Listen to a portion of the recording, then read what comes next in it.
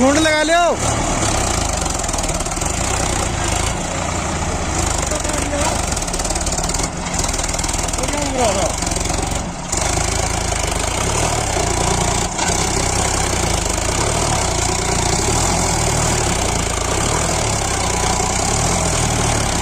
सोनालिका चाल बनाने में बहुत ही बेहतरीन ट्रैक्टर है।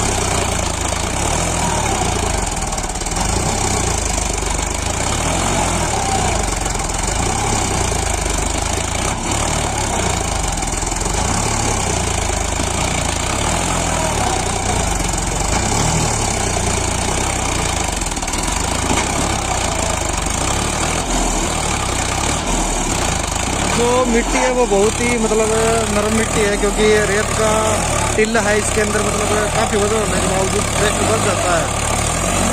ट्रैक्टर के टायर है वो स्लिप मारने लगते हैं, इसी की वजह से ट्रैक्टर फंस जाता है।